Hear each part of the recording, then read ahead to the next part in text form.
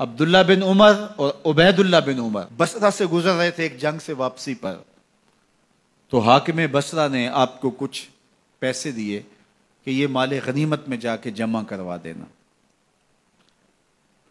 اور پھر خود ہی مشورہ دیا کہ عراق کے اندر فلاں فلاں چیز بہت سستی مل جاتی ہے اور حجاز میں ان چیزوں کی قیمت زیادہ ہے، تو اگر آپ ایسا کر لیں کہ یہ ان پیسوں سے خرید لیں اور جا کے مدینہ المنورہ میں فروخت کر دیں، تو جو زائد پیسے آپ کمائیں گے وہ آپ کے ہوئے، اور یہی اشرفیاں جو میں نے دی ہیں آپ کو، اتنی اشرفیاں بیت المال میں جمع کروا دینا، تم نے محنت کی ہوگی، تجارت کی ہوگی، تو جتنے بچیں گے وہ آپ کے ہوں گے۔ تو انہوں نے کہا بہت اچھا، وہاں سے مال خرید لیا، مدینہ المنورہ میں آ کے بیچ دیا، جتنی اشرفیاں انہوں نے وہاں سے دی تھی بیت المال کے لیے، اتنی بیت المال میں جمع کروا دی۔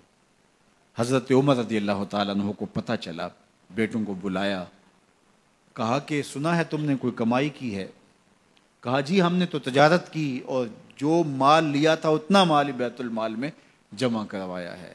کہا تم بیت المال کے پیسوں پر کمائی کی ہے، وہ پیسے بھی تمہیں بیت المال میں جمع کروانے پڑیں گے۔ یہ عمر ہیں رضی اللہ تعالیٰ عنہ۔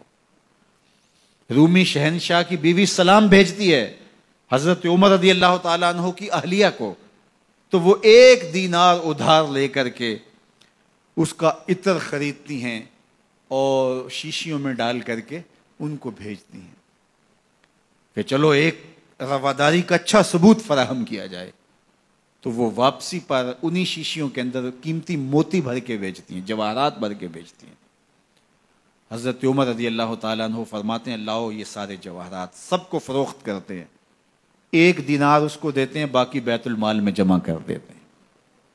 تو جب اپنی زندگی اتنی محتاط ہوگی، اتنی خوبصورت ہوگی، تو پھر کس طرح کوئی گورنر زیادتی کر سکتا ہے؟ تو حضرت سیدنا عمر رضی اللہ تعالیٰ عنہ نے اپنا طرز زندگی اور انداز معاشرت اتنا سادہ اور اتنا خوبصورت رکھا کہ اس کے مطابق تمام گورنروں کو ڈھالنے کی تلقین کی۔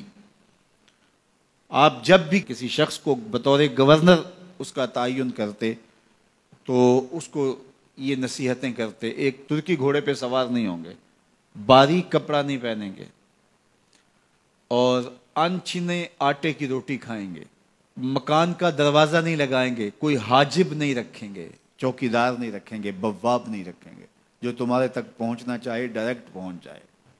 اللہ اکبر۔ اور پھر جب کسی کو متعین کیا جاتا اس کی جائیدادیں لکھ لی جاتی ہیں کہ اس کے پاس کتنی جائیداد ہے، وہ حساب اپنے پاس رکھتے، اور جب وہ معزول ہوتا یا اس کا وقت ختم ہوتا تو آپ دیکھتے کہ اب اس کے پاس جائیداد کتنی ہے۔ اگر وہ جو پہلے آپ نے اپنے پاس ریکارڈ رکھا ہوتا اس سے جائیداد اس کی زیادہ ہوتی تو حضرت عمر بقیہ جائیداد بیت المال میں جمع کرتے۔ اللہ اکبر۔ اور یہ کیسے تھا؟ گورنر بول نہیں سکتا تھا، اس لیے کہ حضرت عمر کی اپنی بود و باش بھی اسی طرح کی تھی، اپنا طرز زندگی بھی اسی طرح کا تھا۔ مال غنیمت میں بہت ساری چادریں آتی ہیں جو سب کو تقسیم کر دی جاتی ہیں۔ خطبہ جمعہ دینے کے لیے آئے تو ایک شخص کھڑا ہو گیا، عمر خطبہ بعد میں سنیں گے، پہلے یہ بتائیں کہ یہ جو تم نے قمیض پہنی ہے یہ کہاں سے آئی؟ مال غنیمت کے اندر جو چادریں آئی ہیں سب کے حصے میں ایک ایک چادر آئی، آپ دراز قد ہیں، ایک چادر سے قمیض نہیں سل سکتی، تو آپ کی قمیض کہاں سے آئی؟ پہلے اس سوال کا جواب دے دیجئے، پھر خطبہ سنیں گے۔ اللہ اکبر۔ آپ کے بیٹے کھڑے ہوتے ہیں، کہا ایک چادر سے میرے باپ کی قمیض نہیں بنتی تھی، میں نے اپنے حصے کی چادر بھی اپنے باپ کو پیش کی ہے۔ اس نے کہا اب سناؤ، اور ہم سنتے ہیں۔ یہ ہے حضرت عمر رضی اللہ تعالیٰ عنہ کی اپنی ذاتی زندگی۔ ایاز بن غنم کے بارے میں یہ پتہ چلتا ہے کہ وہ موٹے کپڑے نہیں باریک کپڑے پہنتا ہے۔ اس نے گھر کے دروازے پر بواب بھی رکھا ہوا ہے، چوکیدار بھی رکھا ہوا ہے۔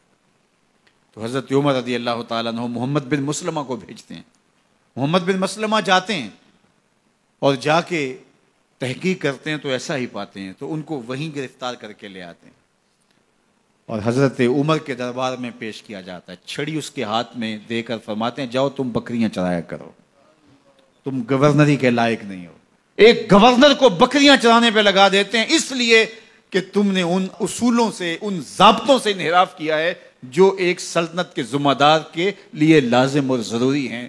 دور موجود کے حکمرانوں کو، چاہے وہ عرب کے حکمران ہوں چاہے وہ عجم کے حکمران ہوں، اگر وہ اسلام کا نام لیتے ہیں تو انہیں اپنے اعمال کا جائزہ لینا ہوگا کہ ہم کھڑے کہاں ہیں۔